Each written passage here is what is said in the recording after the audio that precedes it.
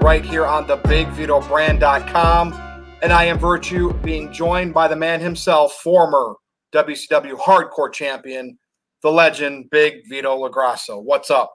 How's everybody doing tonight? I hope everybody is doing well. We have an action-packed show. Guys, we got a lot of stuff to cover tonight. A lot of stuff. David, take it away. Dude, breaking news. We're just about going live here. And just before that, we saw breaking Samoa Joe relinquishes the NXT title because of injury. Now, Vito, I saw Sean Ross Sapp on Fightful doing a live video right now on this. Aaron posted on No DQ. Normally, we kind of get the dirt on something legit. WWE actually posted this themselves, and I think that's how everyone's finding out. So I don't know if this is WWE kayfabing because of the reboot of NXT that's going to happen soon. But Samoa Joe is known for getting injuries. So Let's kind of go on a 50-50. Let's say that it's true. Okay. Let's think this is true and legit first. What's your take? The reason he's not NXT is because he's not reliable on the main roster. Now, them rebooting NXT with him as champion gives them a clean slate. Okay? So now they can make their own champion, do their own thing. Vince McMahon is putting things in his own perspective on how he wants NXT to do. Samoa Joe is not a rookie. He's a veteran of the ring. He's just injury prone. He's not reliable to go out and do his thing. So let's take the whole ball of wax. Reboot. We're tired of Samoa Joe. We're going to give – he does have a job backstage. It's not like they're firing him unless all of a sudden they release him and it's something bigger than what we both thought. But breaking news, Samoa Joe no longer NXT champion. Just happening. You're hearing it here first. And, of course, with No DQ, in conjunction. What do you think? So – with his injury history and how it kind of derailed some of his bigger pushes on the main roster. Right. I'm leaning towards this as legit. Okay. But just knowing that this new NXT reboot is going to be a complete overhaul of that brand and Vince McMahon has his talons on it. Like you said, I have to also put that portion that this is a work just to get the title off of him. So it's a clean slate. I'm going to lean towards it. It's legit, and it's just unfortunate. That's just been Joe's track record. Don't know if it's conditioning, bad luck. I mean, whatever it is about getting hurt all the time. But because it's just happened and WWE just kind of dropped the bomb on us, part of me thinks maybe it could be part of a work. But, we'll see. We're going to get a new reboot NXT regardless, right? Let's say something positive. We all like Samoa Joe as a wrestler, and when he's on and doing his thing, he is good. We're not burying him. We're just saying injury prone. Yep. Yes, he does get injured. Condition-wise, I could be in a little better shape. But when it comes to work-wise in the ring, he's on point. So no burying nobody. NXT, WWE, revamp, new champ, new show. Samoa Joe stepping aside gracefully. He might show up on SmackDown. He might show up on Raw. They need guys up there. Let's see if they get anything out of it. All right. Yeah, that's a good point, Vito, because I think, weren't you listening to him actually do a video talking about it? Didn't he say, I'll be back, like, you know what I mean? I'm hurt, got to relinquish the title. So, yes, maybe this is just getting him off of NXT back to the main roster, because NXT is going to be completely different now. So we'll have to wait, see how it pans out. They don't have anybody to play with Roman Reigns except Brock Lesnar. They brought the Demon back, but that's going to be a one and done. The Demon is not going anywhere, nowhere near titles or anything. He's going to do the job, and it's going to be Brock Lesnar. On Raw, after Randy Orton, who do we have for Bobby Lashley to play with. It's stale. Drew McIntyre, which is, him and Lashley, same old song and dance. Brock, remember, never came over to Raw. They might do this in the future, but right now Brock's with Roman. So you're right. Who do they got? Can I say something that might rock all of wrestling? That's what you're supposed to do. With Lashley, Brock Lesnar, the Tribal Chief, with the revamp of NXT, what happens for them to make a unified title again and for them to make one champ? So there's more players in the mix instead of splitting it. I'd like that. I mean, this brand split, I'm kind of fed up with it. I'd like to see a more universal roster again, because it would mix it up on the shows. They could rotate people, you know what I mean? And it wouldn't seem like dull and the same wrestlers over and over again on Monday nights, Tuesday nights, and Friday nights. So we'll have to see, Vito. I think it would be good for wrestling to go back to everybody go to TVs. Yep, that's what I think too. Go ahead. You brought up a couple topics here. So you said Andrade has been complaining about his push. Now, I know since he's been in AEW, he's had some matches where, against the Lucha Brothers, whoever, but he hasn't really gotten a strong push. I know that he's kind of vocal with Dave Meltzer on Twitter. We know Dave Meltzer and Tony Khan are good buddies.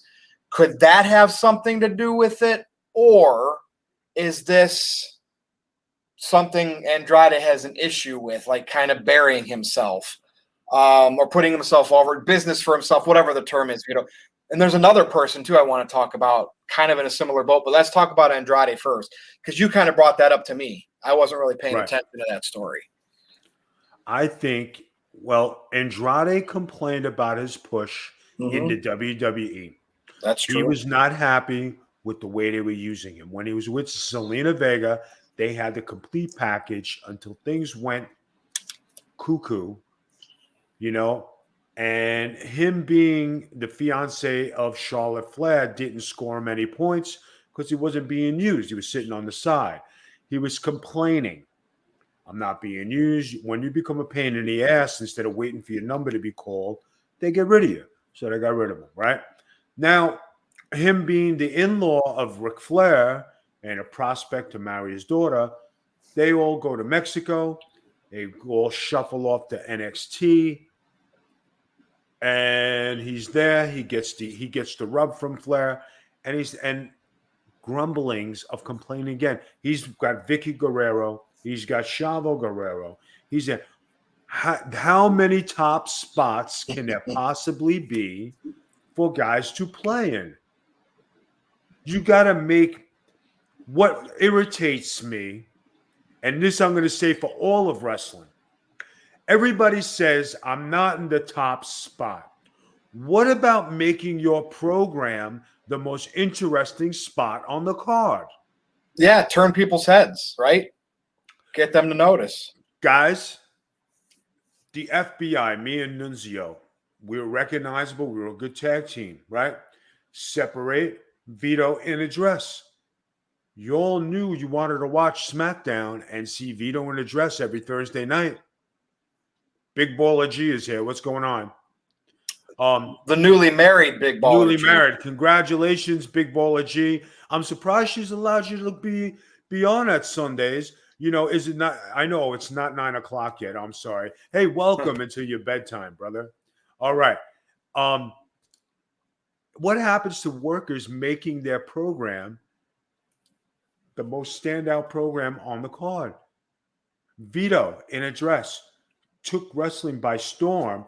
And what did you want to watch every Thursday? That fucking Vito in a dress again. Look at him. Look at the vignettes. Look at this. The Mamalukes every week on the WCW. Guys, make yourselves relevant. Don't wait for them to make you relevant. They give you the TV time. Use it to get yourself over. This is the problem with wrestling. Nobody knows how to get themselves over to be relevant. Now, that's a good point. So we'll have to see what happens with Andrade. Maybe Ric Flair comes in and manages him. I mean, like you said, how many big notable people do you need with you to get over? But did you hear about the Brian Cage stuff? That this has kind of got like a little Rebby Hardy all over. You know how she's Yes. very vocal on Twitter about her man, while Melissa Santos is being vocal about her man, saying he's being underused in AEW. Now, we know Brian Cage is jacked. I mean, he's short. He's like 5'10", but he's jacked. He's got that Vince McMahon look. He kind of wrestles a lucha style for a big man. But, you know, he was in Impact Wrestling for a minute. I think he got released by WWE or missed a tryout or got passed over on a tryout or something. Is this more Brian Cage, or is he being underutilized like his fiance or wife is claiming on Twitter? What do you think with him? My take on Brian Cage. Okay. When he was at Impact, he was the heavyweight champ. Yep. Okay. He lost to Sami Callihan. Right? If I remember right. And kind of like dropped his value a little bit, right? So I believe he dropped it because he was leaving the company. So let's give it a fair shake. He comes into AEW, okay? He's got a body. He looks good. He has Chris Masters written all over him. Body. They put him with Taz. They pushed the FTW championship. Taz is a mouthpiece. Taz was a killer. Very respectable during my time during ECW. And when Taz was wrestling, we both wrestled from the same place, came up, and it was respectable, you believed. Not for 1 second did I ever believe that Brian Cage was a killer like Taz. They tried to push him. Then when he got there and he lost with Taz and he had the title, it was done.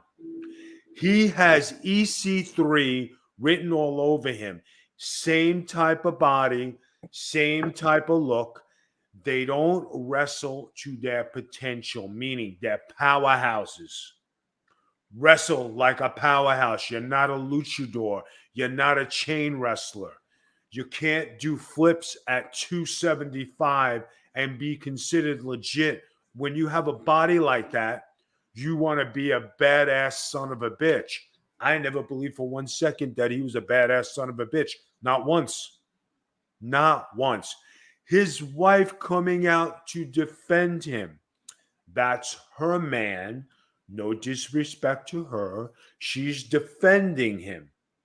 But to the wrestling world, you handle your business. You don't let your significant other or your wife speak out unless, here's the unless, your man is hurt and they're making you wrestle hurt. You break your nose for the 15th time and it's the same company. You do something where you see something and it's not right and you speak on behalf. But when you talk about your man saying he's a superstar and he's not being used right, and they're doing this and they're doing that, it's kind of a unforsaken rule that you keep it to yourself and don't go to social media. I praise her for defending her man. Very cool. But in the wrestling world, this is a no-no. Good point. Hey, there's a question in the chat for you by Big Baller here. Okay. He said, if you were still wrestling today, Vito, who would you want to face and why? Now, here's two things. If it was me in a tag team, I'd want to face them all, right? Because me, Johnny the Bull, me and Nunzio, we were a good tag team. We had something. In AEW, you have all the cliques. So if you put Johnny the Bull, Big Vito, Chuck Palumbo, Nunzio against the factions, now you're talking, we got something going on, right? You bring that faction to the WWE, there's not a foursome there. So you'd have to make up 4 guys again, make up the Shield, the Wyatts, and bring that back. If I'm wrestling as Big Vito and you say, okay, let's take the Big Vito best.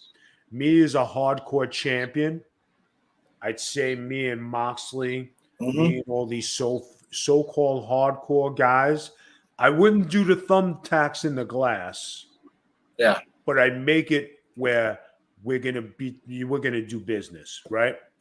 In the WWE, if I was wrestling as Big Vito, who would I wrestle? Me personally, I want to fight Brock Lesnar. I want to fight. Um, I'd go against the tribal chief. I'd want to fight Randy Orton. Do you know what I mean? That's where my mindset is. If I'm doing the dress, I would like to be in AEW, entertaining. I wouldn't have to be on the top. My gimmick and my persona would be on the top. If I had Vicky Guerrero and Nyla Rose with me and we did something and we got in a beef and it was like 3 or 4 guys beating me up, I left the building. I come back next week. Okay, let's fight. And I come back as Big Vito, with my garbage can and ready to do some battle. That's how I would work it. And the same thing will go in the WWE. Not necessarily in the dress. In the dress, I'd want to fight the whole card and entertain. When it came time to do battle with somebody, now Randy Orton would make a good opponent because he just came off a couple things with Edge. Yep. And it came off. He does good angles. He knows the business. He would understand. He did the Wyatts. It was Mm-hmm. awesome, right? If you're talking heels, who else? Who else could The Miz would be a beautiful thing to wrestle the Miz in the dress and have a program with the Miz, right? Imagine me and the Miz fighting for the title and his manhood is on the line. That would Would be. you Go ahead. would you do the 24/7 title, but try to actually make it mean something? Like they put it on you, and then instead of doing the runaround stupid stuff that they do, maybe actually make it feel like it's a legit championship. You think you could pull that off? Guys, I always said like the 24/7 title, it's a bunch of kids chasing the candy bar, right? Mm-hmm. If I had it, I would fight so hard to drop that 24/7 thing and say, please let this be legitimate. I Yeah. would beg and plead. And the people would believe Big Vito LaGrasso with the garbage can defending his title every week. Like a TV title where you Like defend it every show. single week. Yeah. Like I said when they had the title to begin with, if we said this months and years ago, the 24/7 title should be a TV title. Mm-hmm. Big Vito defending every week. If they said to me, hey, do you want to do this? I would do it. If they say AEW said come back and address, I would do it. If they said, hey, do you want to do hardcore? I would do it because I know how to do it safely and not kill myself. But I'm not going through thumbtacks and glass and these death matches because why would I scar my body after all these years and do that kind of stuff? Going to Japan and doing the blow up stuff and fighting. I did Japanese wrestling. I loved it. I thought that was the best wrestling I ever did. Give me a chance to go back. I'd go back in a second. So, I mean. Yeah, that's good to know. Now, Vito, I'm looking at all of our topics. We still got a lot more to go through. Some of these are just going to be your quick inputs here. So let's get a couple of these out of the way because I know some of these you're going to have a lot to say. So first things first, shout out to Al Snow. He saved a child from drowning in the ocean. That's the type of wrestling news I like seeing because he's a former wrestler, trainer now. Kudos. I'm just going to say kudos to Al Snow. Anybody that would save somebody's life. Anybody who would save a life. Since Al's in the wrestling world, Vito, anything you want to add to that? No, Al, I'm a big fan. Thank you for being there and saving that kid's life. When you do something courageous, you deserve props. When you do something good, you deserve props. Saving somebody's life, you could never say thank you enough. I mean, really, that. And I heard that Mick Foley downgrades Al Snow for everything he says. It is Wow. just disgusting. Even when the guy saves a life, how bad off do you got to be? Well, But you have a lot to say about Mick Foley here. yes, yes. So keep going and transition into some of the most recent You things know, Foley said. guys, Mick Foley has been every time something bad happens in wrestling, where there's a death, Mick Foley comes out, yeah, brother, I was just talking to them. Yeah, I tried to save them, like he was going to be God's gift. Mick Foley, where were you during the concussion lawsuit when you had so much to say and so many lives to save? When we could have used you, you were nowhere to be found. You know why? Because you were collecting a paycheck from the WWE. Your kids had jobs. You didn't give a shit about nobody and not a fucking thing. You come out to look relevant after everybody's death. But when you had a chance to save a fucking life, you shut your mouth and you collected a paycheck. You're a fucking scumbag. And every time you say something about when somebody passes away, okay, that somebody could still be living if you would have opened your fucking mouth a long time ago when it needed to be. You're a piece of shit. And here's another thing just to fucking say to you, you're a piece of shit. When the concussion lawsuit came out, and you were the fucking Raw GM and you needed a hip surgery, and the WWE just mandated that everybody who worked for the WWE had to have fucking medical insurance. You come out as the general manager of fucking Raw and are begging the fans to pay for your fucking hip surgery because you tell them you had no insurance when you're making six fucking figures to pay for it yourself. You go against everything in wrestling to fucking put yourself first. You don't give a shit about fucking nobody. You talk about fucking AEW, how it's the place to be. Why? Yeah. Your kids are not working there. The WWE is not using you. You're not collecting a fucking paycheck. You self-centered fucking son of a bitch. You are a piece of shit. You worry about your fucking self. You fucking suck. And the fact that you come out and you fucking say after everybody fucking dies, I tried to help them. Yeah, I was there making a phone call. Yeah, I was there with them. But before everyone's death, you never talked about talking to anybody ever. How about Ashley Mazzaro? I believe you were there during a horrifying experience, you fucking piece of shit. Oh, yeah, I tried to help him. Yeah, I did this. You're a fucking liar and you're a fucking K-Fabian and you're for yourself. I swear to God, I can't fucking stand the ground you walk on because you're as fake.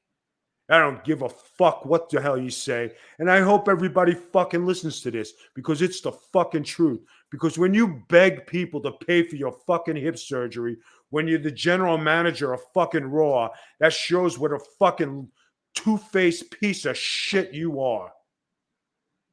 Maybe if people in wrestling would have spoke up during the concussion lawsuit instead of afterwards when they stopped getting paychecks, maybe these people would be alive today to be able to extend their lives, not after the fact when WWE all of a sudden says the day after Daphne's death, oh yeah, we have counseling for all of our WWE wrestlers. You fucking suck after the fact. The reason Daniel Bryan is alive and he came out and said just over this past week that WWE held me back from wrestling. Why? Because you had fucking concussion syndrome. You're fucking suffering. right? Did you ever think if it wasn't for fucking Vito LaGrasso coming out and speaking up that you might not be a father today or enjoy your fucking family, but you come out and say, I want to fucking wrestle, and the WWE held you back? They did you a fucking favor. And at least the WWE took initiative and did something. But everybody's fucking blind and everybody's afraid to say something, because of that almighty paycheck and fitting in fucking society. Well, go fuck society, because if everybody would have stuck together, maybe these people would still be living today. Now, Vito, I'm going to play devil's advocate here with Mick Foley, with the Mick Foley thing.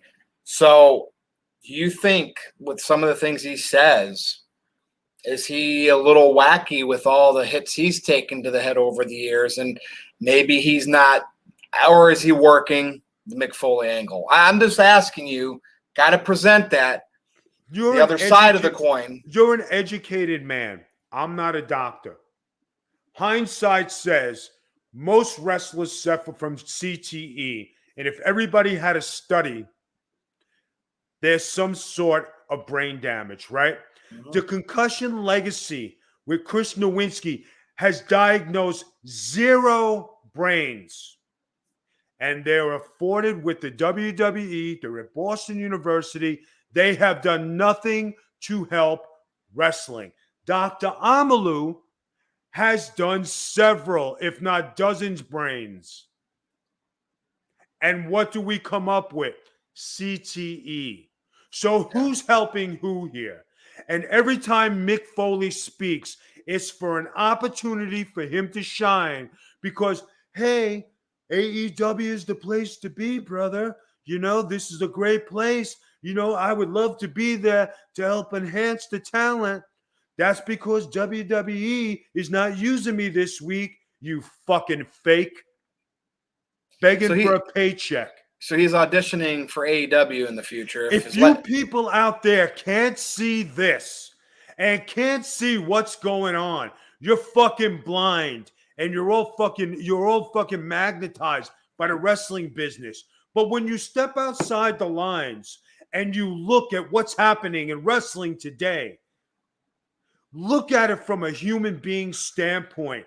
Don't go by the gaga or what friggin' these guys say. Because when it was time for everybody to step up, how many guys said, I suffer from concussion syndrome? Nobody. After everybody's contract was up, how many guys came up and did in documentaries, I suffer from concussion syndrome. I had a concussion.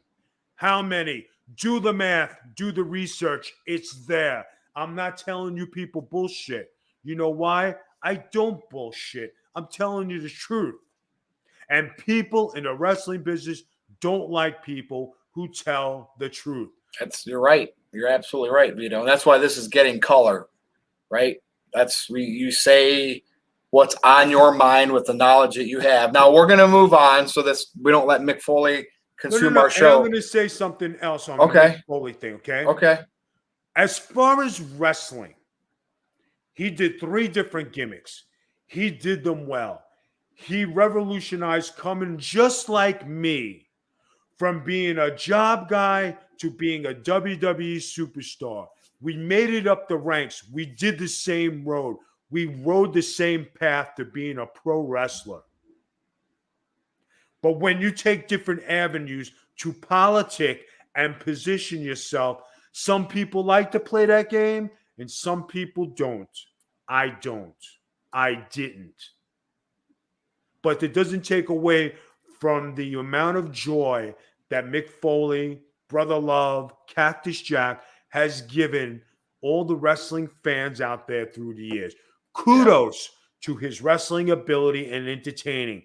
Bullshit on his fucking ethnics because you fucking suck. Okay, there you have it, people, from Vito. Vito, this question, this is going to be an easy one.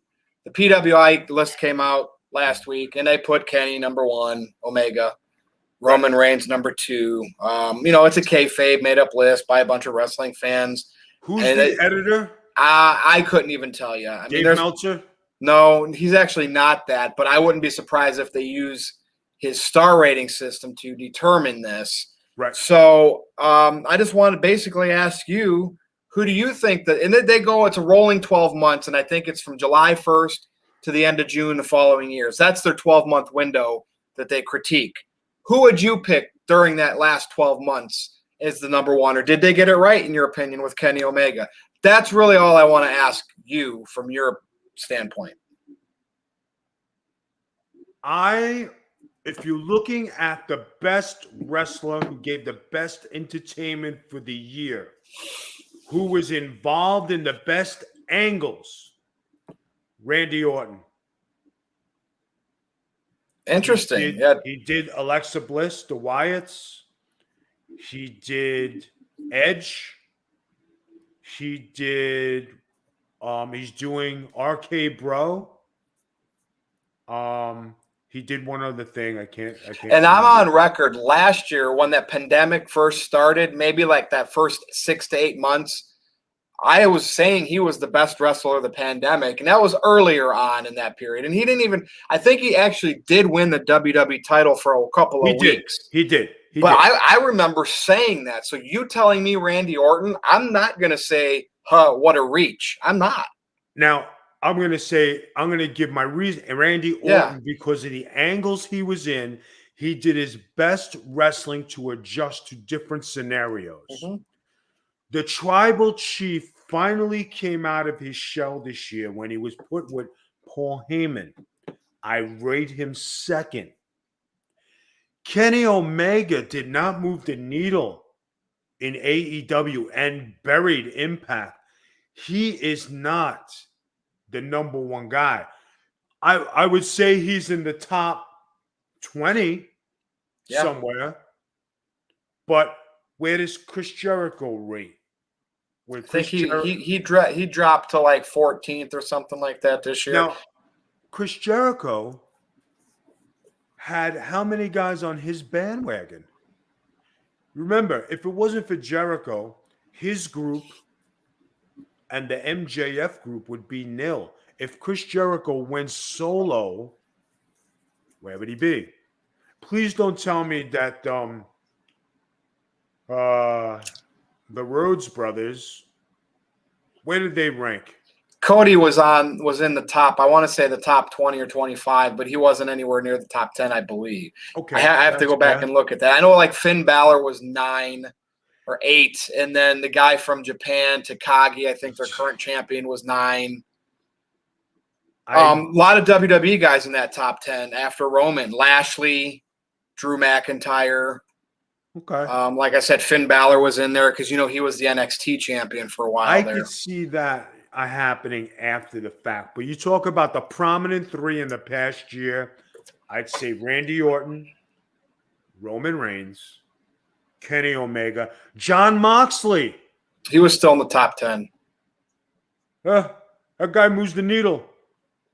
I know Brock Lesnar didn't wrestle all this year, but if Brock Lesnar wrestles for a year, he's definitely in the top 3. I would put Brock Lesnar ahead of Kenny Omega any day. They do that match, like you have to have at least 8 matches during that time. That's why Brock always gets nixed. So that's my take on that. I mean, Randy Orton for my vote. So you got Randy Orton. A lot of people thought I was going to say Roman should be number 1, and based on kayfabe, never losing the Universal title and the names that he beat, yes. But I was kind of going outside the box because those wrestling fans that were defending Kenny Omega were like, well, Dave Meltzer star ratings. And I'm thinking, what matches Kenny Omega really had that was great since he's left Japan? So I kind of bumped up Finn Balor into the number 1 spot. But I know that's just because I was looking for somebody in that top 10 that wasn't Kenny Omega, that had, the matches were fairly sound and he had high ratings from those people.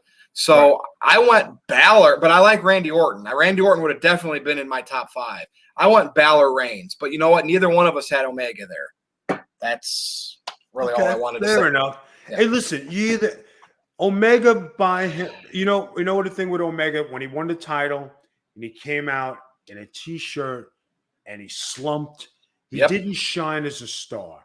And then when he started to get dressed, because Big Vito rained on him on getting color, all of a sudden he had a sport jacket. He started to do some, he started to dress different. But then he got saturated with all these guys who were hanging on him. He doesn't shine out. Plus, he's not the biggest guy in the group. He's the smallest guy in the group. That's a good point. And look at how Roman holds himself. He's more confident ever, and he makes himself look like a top star. Now, Vito, this is the main event topic. So AEW has gotten most recently CM Punk. We've talked about it. Right. Daniel Bryan is now there because him and Adam Cole both debuted at All Out. Right. We still have names out there like Strowman, Wyatt. We're going to kind of wait to see what happens with them. But what I want to know is the latest rumor coming out of the WWE world is that perhaps Kevin Owens' contract is over sooner rather than later, and they're talking January, and he's a leading candidate to probably not re-sign like Adam Cole didn't and go join his buddies because he put a little tweet out there. It's since been deleted. He put the coordinates to the Mount Union Mountain Memorial thing in one of the Dakotas.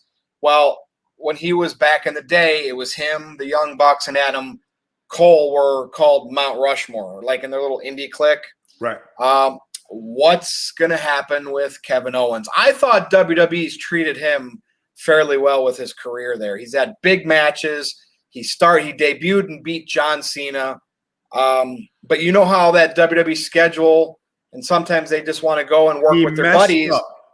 What do you think is going to happen with this? Main event, last topic. You said something good. Okay. His career was going good, right? Mm-hmm. First thing he did with the Sami Zayn thing, he didn't follow directions from what the office was saying. He thought he was too big for his britches. That's when he was in Job City. Second, he didn't go overseas. He was prominent in saying he didn't go overseas. That's the second time it happened. His career and his push has never been the same since he went into business for himself with Sami Zayn. And he told Vince McMahon, no, I ain't fucking doing that. I'm doing this. You don't do that. I'm sorry. Yeah, that's true. You don't. His best work was with Chris Jericho. Yep. What do you think happened with that? Like, at one point, him and Jericho were supposed to headline WrestleMania that year for the Universal title, but Goldberg came along and they played that card, and that changed the whole dynamic of everything. Wrestling is funny. Everybody sticks Goldberg in there because they think they're going to get that Goldberg rush. As we're seeing over the past year or year and a half, it's not the case no more. We've been getting duds. Yeah. So wrong place, wrong time. The hottest angle, the hottest duo, Chris Jericho and Owens. Yeah, and then remember it ended up being for the U.S. title and went on second in like a dead spot. Like, I guess I don't mind so much that it changed to the U.S. title because those guys with that storyline could have made anything work. And once that was the case, you knew it wasn't going to close the show. You figured they'd at least deserve the hot opener, though. You know what I mean? I think that was his best work. And him beating John Cena, great. The Sami Zayn, they did it one time for the people who weren't in NXT and on the indies, but to let them see what they do. Yeah. But when they were redundant, you lost its flavor. But that was good. I thought the best thing that was going to happen to him when he was part of the New Day. Oh yeah, right. Taking Big E's spot for a little bit. I thought that was great. Him making fun of Enzo and Kaz and doing that, I thought that would have been, a great program if that would have stayed. Yeah. He did have some good. He did not have a bad run. Did he make some bad decisions as far as being a guy in the business? Yes, I think so. So do you think that when his contract's up that he's out of there and he's going to join his buddies? I feel like that'll probably happen. I think he's going to go join his buddies. He made enough money. He's going to be okay. but I think he's going to be a new flavor of the month.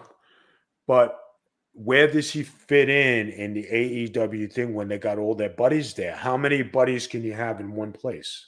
And at some point, right, they're going to be there's no way they can keep rostering all those wrestlers. I know they got the YouTube shows. They have Rampage now. It's like recorded every other week. At some point, they're going to have to cut ties with wrestlers too. And I know you said they had them more on the cheap. They probably had a lot of those indie guys that are wrestling on the YouTube shows, maybe not even under contract, maybe pay by appearance. So $50, you think $100? Yeah. So, okay. So that's probably why that Tony Khan's able to do that. He probably has it on the cheap. He's probably playing Moneyball, you think? Outside of the big names like Punk. He signed all these guys. He's taken all the stars from there. He's got the buzz with him, right? Mm-hmm. You only have 8 matches on the card. Where are you putting all these guys on a pay-per-view? Remember, they got all those factions. You have all these guys. Now, Cody Rhodes and Dustin Rhodes, where does Cody Rhodes fit in a singles competition with Arn Anderson in anything? You know what I mean? Because he'll have to come back again at some point, right? Right. He's one of their main players. Where does Tully Blanchard and his group fit in this whole thing? That's another 4 guys that they're trying to push. It gets clustered. Right. It's going to get clustered. You got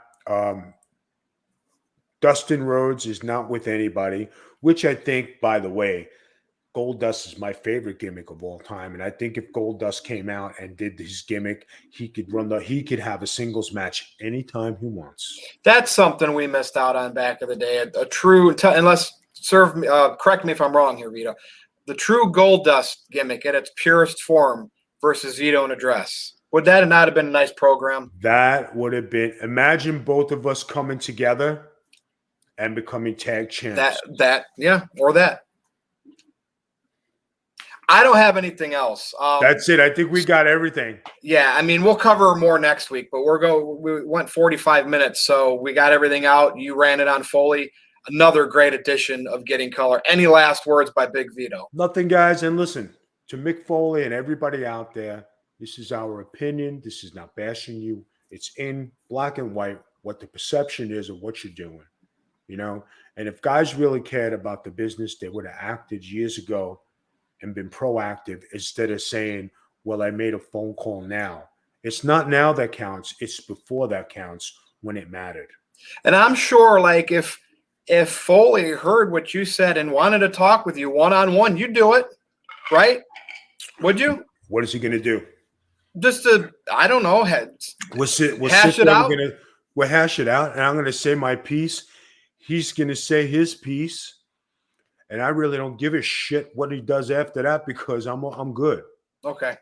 I didn't know if that's something we could that's cross fine. Our fingers and hoping that would happen. All right. So people, you can follow Big Vito on Twitter at the Big Vito brand. You can follow me if you want to have some fun on Twitter at NoDQ_virtue. And we do Men of Business also on patreon.com/the Big Vito brand. I do a show also right here with Dr. Jargo called Virtue's Rage. And, of course, we will be back again for another edition of Getting Color next time. But for Big Vito LaGrasso, I am Virtue. This has been Getting Color on the BigVitoBrand.com. Thanks for watching or listening. We will see you next time.